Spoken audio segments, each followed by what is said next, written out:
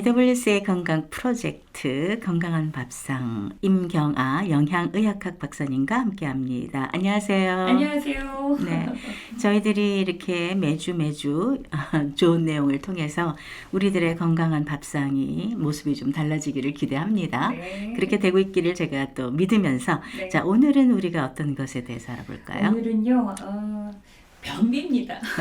네. 그렇죠. 많은 분들이 안고 네. 있는 숙제죠. 네. 네, 이 현대 그 생활 습관, 식습관하고도 이렇게 뗄래뗄 수 없는 부분들이 있기도 하고요. 네.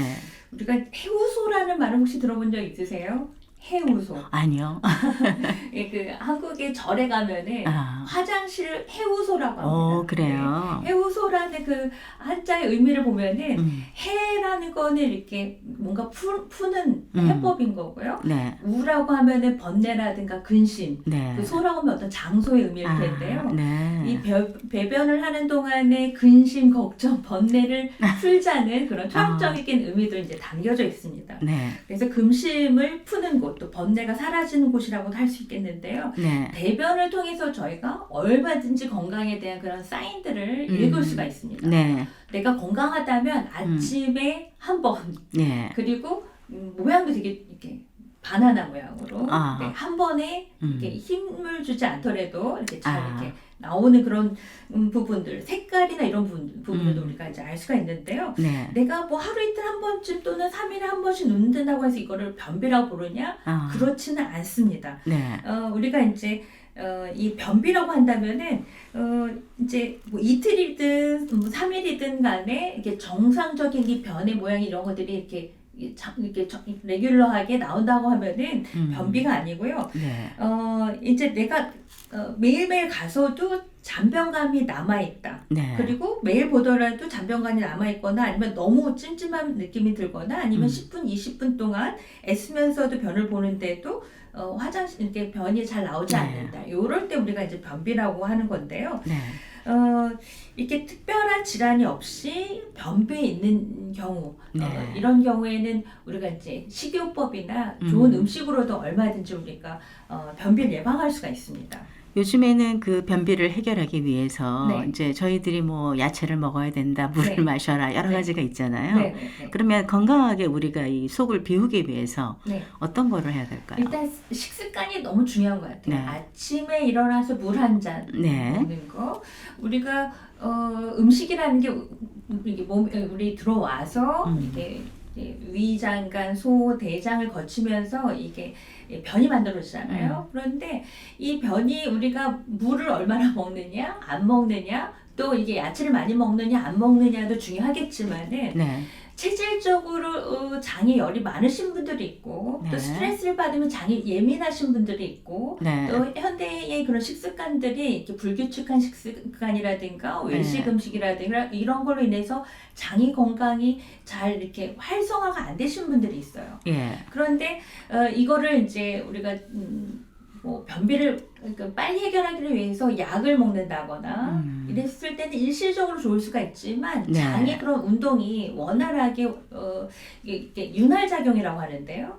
윤활작용을 잘해서 스스로 잘 나가야 되는데 일시적인 어떤 약으로 인해서 또 이게 물로 인해서 되는 경우는 이 장이 이렇게 개실증이라 해서 만성화가 되면 이게 장이 구불구불한 게 이렇게 펴져서 네. 그 얘네들이 스스로 일할 수 있는 부분들이 떨어질 수가 있습니다. 아. 그래서 내가 시간이 걸린다 하더라도 약이 아닌 음식으로 또 생활 습관이나 이런 부분들로 하는 것들이 중요할 텐데요. 네. 일단은 아침에 일어나셔서 일단 물 한 잔과 그 다음에 우리가 이제 유산균 같은 거. 유산균. 예, 우리가 유산균을 먹는 방법들도 되게 중요합니다. 이 유산균도 우리가 위장관을 거치면서 대부분이 이게 위산이 되게 강산이잖아요. 네. 그래서 살아있지 못하는 경우도 있고, 그리고 우리가 뭐 프로바이오틱스 먹는다 하더라도 프리바이오틱스라고 해서 이 프로바이오틱스가 먹을 수 있는 먹이를 같이 줘야 되는 겁니다. 네. 그래서 이것들을 동시에 줘야지만 우리가 장 운동이 원활해질 수가 있는데요.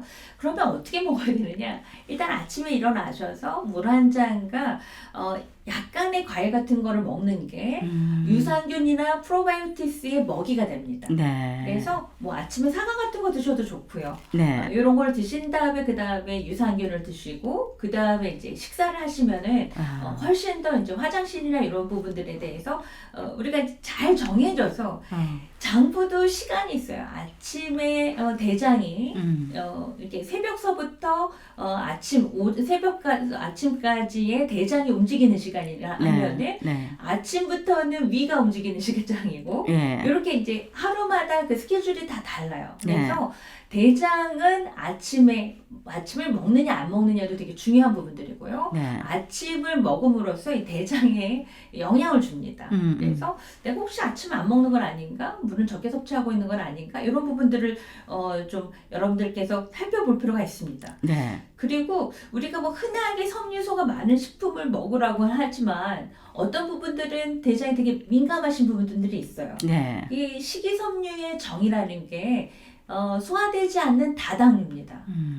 이 소화되지 않는 다당류이기 때문에 이 용도는 사실은 콜레스테롤을 낮추고 혈당을 천천히 올리는 비만이라든가 콜레스테롤이 높은 사람한테는 좋겠지만 내가 비만도 아니고 네. 또 소화도 잘 안 되는데 섬유질이 너무 질긴 음식을 많이 먹게 되면은 안에서 그득하고 네. 변인 잘 못 나오는 경우도 있어요. 네. 그래서 이런 부분들은 나의 그 체질에 맞게끔 드시는 게 좋겠는데요.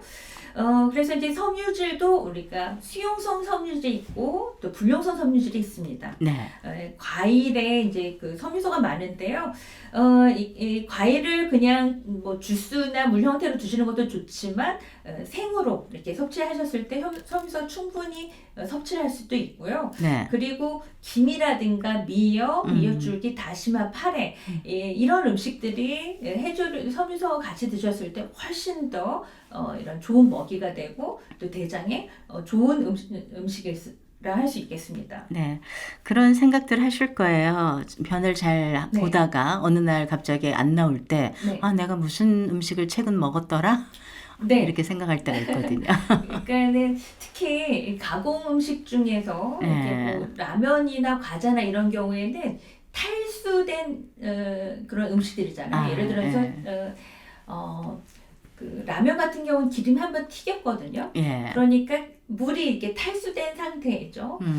근데 이제 과일 안에 들어있는 물이라든가 뭐 양배추 안에 들어있는 그 식품 안에 들어있는 물은 네. 우리 몸 안에서 대사를 굉장히 원활하게 해주는 약 같은 그런 음식들이지만 이런 탈수된 음식들, 가공된 식품들은 정체를 시켜주는 그런 대사를 하게 됩니다. 그러니까 네. 머물러 있겠죠. 네. 그래서 가능하면 내가 외식 식품들을 많이 먹은 건 아닌가, 인스턴트 푸드나 가공된 식품을 많이 먹은 건 아닌가를 한 번 더 체크해 보셔야 되는 거고요. 네. 그리고 이 장애 변화에 큰 영향을 주는 것 중에 하나가 지방, 설탕, 또 육류 이런 부분들은 장의 독성 환경을 조성하게 됩니다. 네. 그리고 장내의 박테리아의 비율을 변화시킬 수가 있습니다. 그래서 유산균이 좋아하는 섬유질은 따로 있습니다. 그래서 제가 말씀드렸던 이런 야채뿐만이 아니라 이 김치도요, 이게 잘 드시면 약이 될 수가 있어요. 그렇죠. 네. 그래서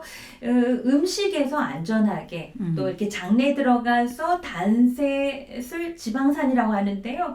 이런 지방산을 많이 함유하고 있는 그런 프로바이오틱스, 프리바이오틱스가 함유된 그런 음식들. 네. 대표적으로 뭐 콩이라든가 통곡물, 과일, 채소 이런 것들이 있고요.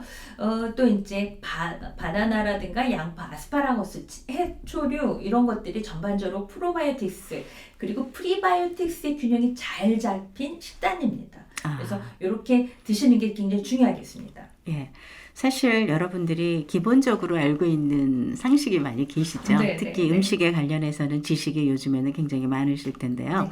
변비. 근데 이게 만성적인 변비에 시달리는 분들이 있으시잖아요. 있습니다. 이렇게 해도 안 되고 저렇게 해도 안 되고 그런 분들한테 제가 한 가지 팁을 하나 알려드리면은 네. 이건 좀 물리적인 방법일 수도 있어요. 우리가 검지손가락, 네. 검지손가락, 양손가락을 이렇게 꼭 이렇게 누르게 되면요. 네. 이 검지손가락이 우리가 이제 대장경을 흐르는, 대장에 흐르는 그런 지압점이 있습니다. 어. 그래서 내가 이 손톱 끝을 이렇게 자극하셔도 좋고요. 예. 이 두 가지를 손을 이렇게 맞대서 이렇게 자극을 하시는 것도 좋고요. 그리고 배변했을 때 그 자세도 굉장히 중요합니다.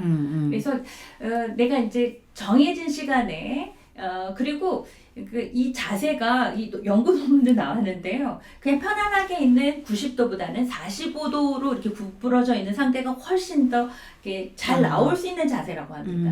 그래서 이렇게 다리 밑에 네. 조그만 의자, 무게 뭐 의자 같은 거를 이렇게 하나 갖다 받치고. 놓으시고, 네, 그래서 이렇게 자세를 좀 앞으로 45도 각도로 이렇게 하셔서 편안하게 네, 하시면은 그런 자세도 되게 중요하고요. 네. 또 물리적인 부분을 그러니까 이렇게 해도 저렇게 해도 다 안 된다 하시는 분들이 있어요. 네. 이렇게 혈자리 중에서 회음부라는 혈자리가 있습니다. 네. 이 부분은 사실은 원래 그 아기가 태어나기 전에 엄마가 이렇게 출산 전에 하는 그런 마사지였는데요.